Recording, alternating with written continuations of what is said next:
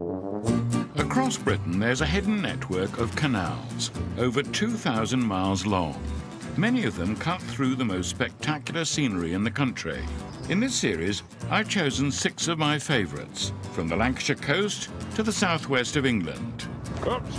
Oh dear, it's in. We've lost the hat.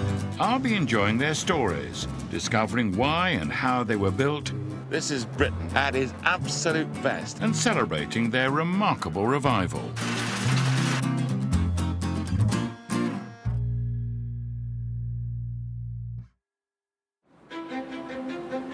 On this trip, I'm making my way along the Peak Forest Canal. It crosses some stunning countryside, from Bucksworth to Ashton-under-Lyne. This canal is full of surprises. There are deep locks to go through and a spectacular aqueduct. On the way, I try working in a sweet factory, meet some aspiring archaeologists, and even find time to work off breakfast before reaching my final destination, Ashton-under-Lyne. The beautiful Derbyshire Peak District. There's no gold in them there hills, but there is a valuable stone, limestone, and from it you can get lime mortar to bind the brick walls to build all those old mills and factories. Of course, to transport the stone, you need a canal, and there's a marvellous one, the Peak Forest Canal. Hello, Chris. Hello! I'm setting off with boatman Chris Lear. His working boat is for cargo only, so we've also got a butty for me to stay in. But why is it called a butty? It's related to the American word buddy, meaning mate. It's going to be a bit more complicated than usual. And a little bit more revs, please. Push the gear on, but stop for neutral. Now pull your throttle right out. It's not easy, is it? Whoops. Yes. Whoops. Well, it's a contact sport, isn't it? We're always being told that. Well, I only hit one boat. Yeah, It's you not did bad, very is it? well, yeah. Yeah. Thank you for saying that. Keeps my morale up. I'm setting out from Bugsworth Basin, where 200 years ago, limestone was brought down from the hills by tramway and loaded onto canal boats. 25 tons of limestone a boat and 70 boats a week made this basin one of the largest inland ports in Britain. When we're going flat out, how fast are we going? 2.5 miles an hour. 2.5 miles an hour. On this cut, It anyway. feels a lot more. It feels as if we've got action. There's a stone train going back to the quarries. So they'll be picking up stone and coming back here. That's right. So they're doing the job that we would have done on these old boats. Absolutely, yeah. From the Bugsworth Basin, the Peak Forest Canal passes along the Goyt Valley on its way to new mills. Right, I'm off. I'll just press the boats up. 5 cotton mills were built in the town in the late 18th century, and the canal soon followed. Initially, they were powered by the River Goyt, which flows through a deep ravine in the centre of the town. 5 more mills were built. They were steam-powered and sited right next to the canal. One of them is still in use today, but now it's a sweet factory. Hello, John. How are you today? Fine, now you're going to show me around. I'm your tour guide. Yeah. First thing we need to do is get you kitted out. You need to take your hat off, and we don't want hair in our products either. We need to get you dressed here as well, don't we? You know, Ian. This may be part of your job, but you're a bit bossy, aren't you? Yeah. Swizzles is the largest family-run sweet manufacturer in Britain, making many well-known childhood favourites, including refreshers and love hearts. Hello. Hello. You're looking for Imperfections. things that have gone wrong. See if I can spot one. But now, if you lose concentration... There's one. Oh, yeah. Well done. Right, throw that away. I thought you were watching. No, I was trying to... Now, what about Linda? I mean, is she a pretty tough boss? Just remember that. No, not at all. No, she's all right, actually. She's all right, is she? Fair. Swizzles is the biggest employer in new mills. 200 years ago, this was a wick factory producing thousands of yards of beaded cotton each day. Now in a single day, it makes 1.5 million refreshers. I'm going to try and make a few thousand You myself. follow my lead. That's the one. Doing natural. So, How does that feel on hands? it's nice and warm and gooey and sticky. I like it. Go. Right, oh, here we go. Yeah, there we go. That's it. Keep Leave your it. fingers out. Some sherbet in the sherbet hopper. I'll put it in here. Just in there, yeah. That's brilliant, Josh. It's very dusty. It is. Getting sherbet in your eyes. That's no good, is it? It starts off thin, then it swells up. Yeah. And then what happens to it in there? It gets chopped up into little bars. It goes in the boxes. Are you ever tempted to eat this stuff? No, not at all. Not at all, no. What, you haven't got a sweet tooth? No, I just want to keep my teeth. Well, this is like our packing area for tins. Hello. Hello. What do you have to do here? You have to put 3 of these lollies in. You do that one. Right. Yeah? And how long have you been doing this? Well, I think... Ever since we started the lineup, it's about 3 years now. Oh, right. And is it boring? Well, it can be, but we've got the radio. And you gossip quite a lot? Yes, we do. Yeah, about everyone. Do you? Yeah. Right. Yeah. Okay, and do. what's the main thing you gossip about? Oh, anything. No, but it's men, isn't it, mainly? Oh, yeah, yeah. It's what men do, Yeah. and how men aren't that good at anything. That's it. And if your husband's been out and you don't like it, Yeah, you don't like it. You're gossiping about him, aren't you? Yes. And then it's quite surprising, but the time goes very quickly. Well, it would do. If you've got a juicy story, isn't it? That's it. All right, yeah. what if you miss this? If I haven't put one of these in, You mustn't miss it because you see, on our tin, I'm going to put it on an extra one. on our tin displays what we should have in our tin. I bet you want a job here, don't you? I do now. I think I'm not sure I'm good enough. I'm doing it. All right, okay. I can't open this one up. No.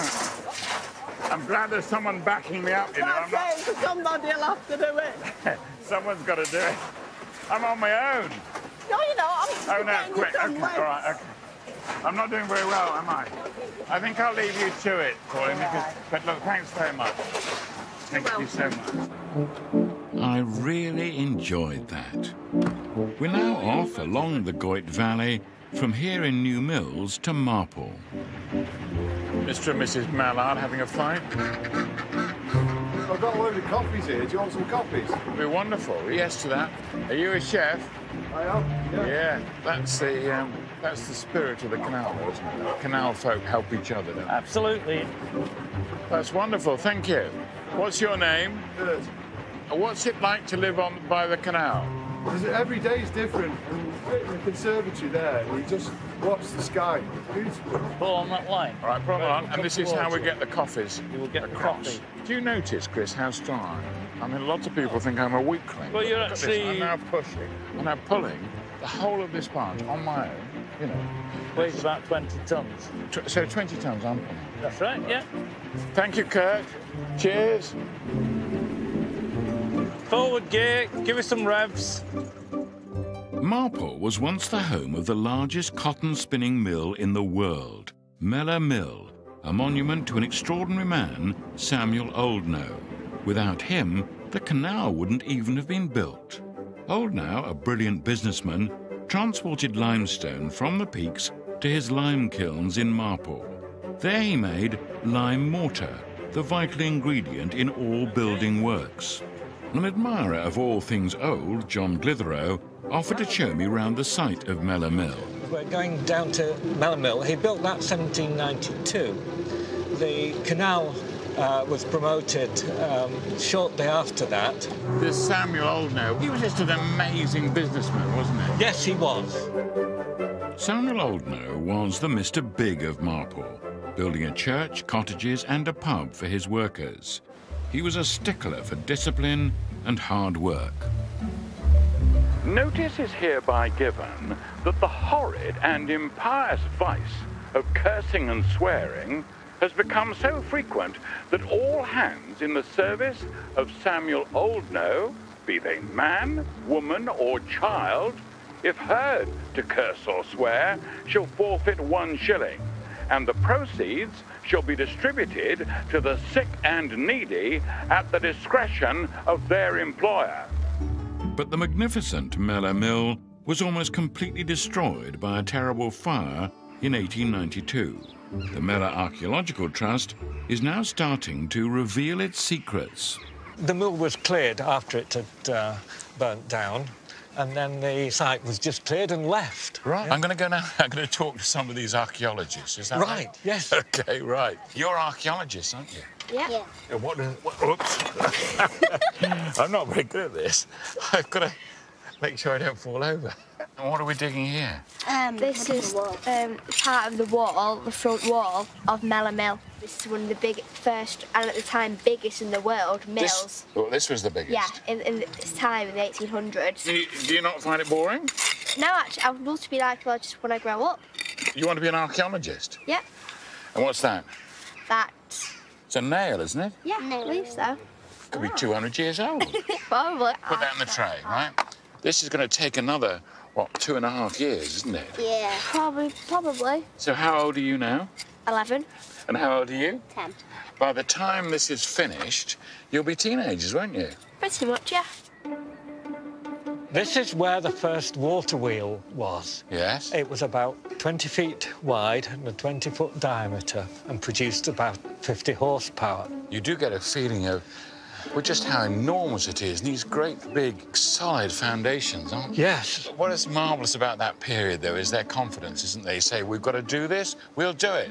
Just get the men in, do the work. It's wonderful, isn't it? It was bold engineering. Yes. Well, these are the lime kilns. The canal boats came down from the Peak District, were moored at the top. The limestone was shovelled directly into the top of the lime kilns, and coal. Burnt lime came out of the bottom, which was shipped by canal into Manchester. And this is all the work of Samuel Oldknow. Samuel Oldknow. He's the man, isn't he? With all these activities going on. Yes, he got everywhere. These areas. It's terrific. I'm moored for the night just outside Marple, and boating beginners, please take note of my slimline luggage.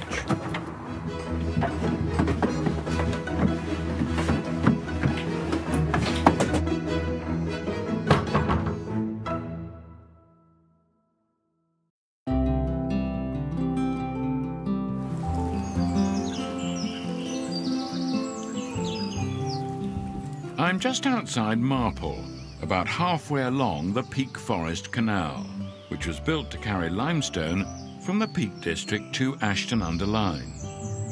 If you're a real man, then there's only one way to start the day. Health snacks, cereals, crunchy nut bars, muesli are frankly not up to the job. After a full English, I was ready for anything, even Marple's 16 deep locks, taking the canal down 200 feet in a mile. We're all ready to get down the locks now. OK. And you're going to be taking the butty this time. That one. That's right.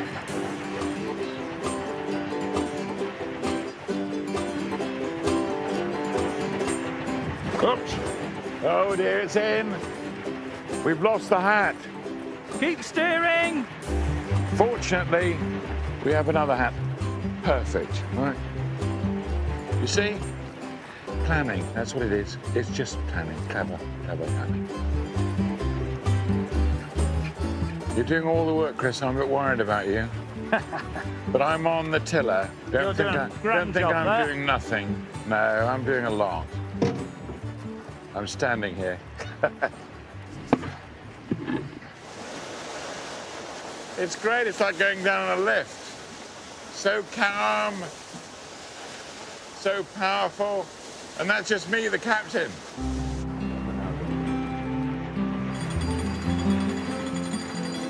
We've only got 14 more locks to go. That's all right, isn't it? We're doing well. Well, we've reached the end of this amazing lock system. This is lock number 1, and there are 16 locks going that way. It lasts for about a mile. But what a fantastic construction this is. And to think, beautifully restored and now working. After the locks, the canal opens up to its most stunning feature, the Marple Aqueduct. It's Britain's tallest stone aqueduct, an engineering marvel, rising nearly 100 feet above the River Goyt. It's magic. It is absolutely... I love this. We're gliding across the sky. We've got everything, haven't we? We've got the canal, we have the river, and we've got the railway track going across and the viaduct above, and these lovely arches. This is one of the great sights of Britain. I mean, there are bits of it that may look sort of a bit tatty here, but it's ours, and it's just so wonderful. It is, isn't it? This is Britain, isn't it? At its absolute best. After the Marple Aqueduct, the canal makes its way past Romiley and Woodley before reaching Hyde. This was once a thriving manufacturing area, making hats and textiles. But in the last 50 years, the canal and the industry around it have sadly declined.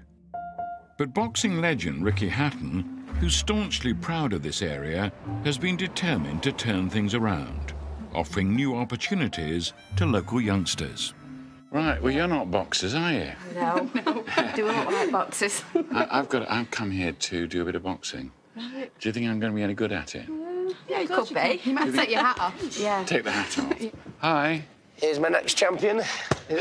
Hello. How are you, John? Right. Good to see you. Nice to see you. Right, hello. All right, and you're going to train me, are you? Yeah, going to see what you've got. Show you the ropes.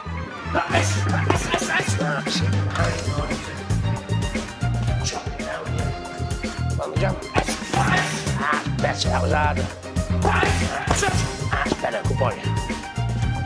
Yes. Yep. Yeah. Say again.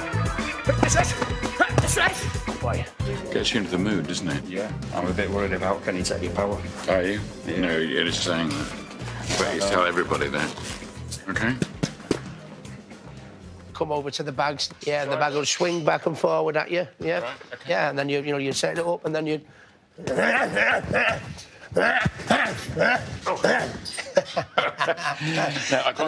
how you do it. Yeah, no, I get that. Do you have to make the noise? I mean, you're teaching aggression at the same time, are you? Yeah. You find you can get more out of the punch if you just, Right. Yeah. And do you think it's a person? I mean, is that... You do, yeah, that's what you've got to think, yeah. You've got to think that? Yeah. Right. That in theory could be a punch. You just stay with it. Yeah, you sometimes, You get to like your opponent if you do too much of this. I suppose it's the first time for everything. Yeah. Here you are with your gym, but I mean, you're a world champion, aren't you? Yeah, I won 4 world titles and 2 weight divisions, but I always see myself as the youngster off the council estate.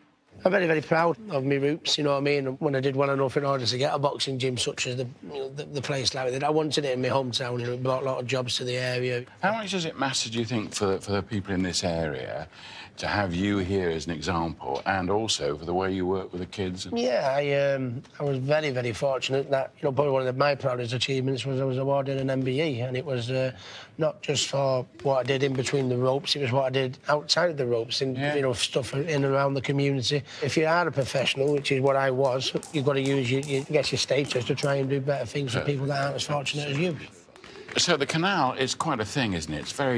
It's a great facility to have, isn't it? Yeah, it's very, and I know a lot of boxers and a lot of people that love nothing better than going for a nice run down the canal, out there in the country, so yeah. Well, now, look, do you think I'm ready?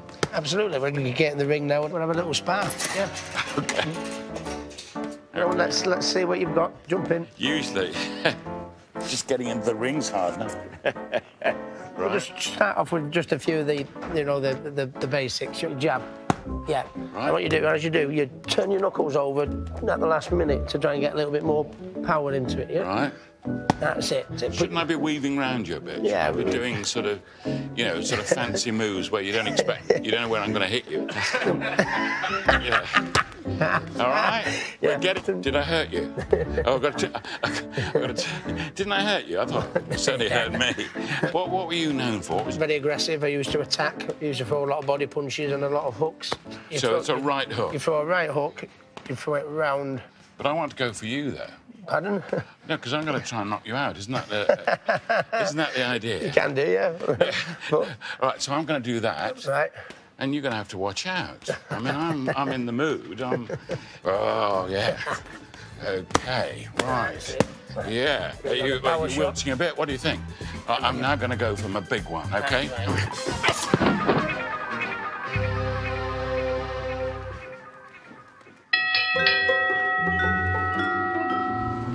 How do you go? Oh, pretty good. Come on. Don't say I don't give you lots of things. Here we go. All right, all right. I'm on the last leg of my trip to Ashton-under-Lyne. Just imagine all the limestone and mortar making its way along here in a busy procession of working boats. Now it's so peaceful. People tend to think that when they come down Marple Locks, from there to here is all grim and industrial, and it's quite the opposite. It's beautiful, a lot of it. We cross this aqueduct over the River Tame, we cross from the old Lancashire to the old Cheshire, and we come to the end of the Peak Forest Canal. We finally reached Ashton-under-Lyne and the end of the Peak Forest Canal. We've been following the important trail of limestone rocks from the Peak District and the lime mortar they produced. From here, they could go on this canal to Manchester and beyond. 200 years ago, that was a sensational development, and now it provides one of the most interesting and beautiful canal journeys in Britain. That's great, Chris. You've been terrific. Been a really enjoyable trip. Thanks a lot.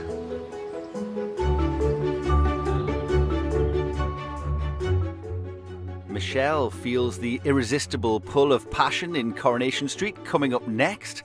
And then new at 9, it's restoration for a magnificent machine, the Flying Scotsman, with Robson Green and friends.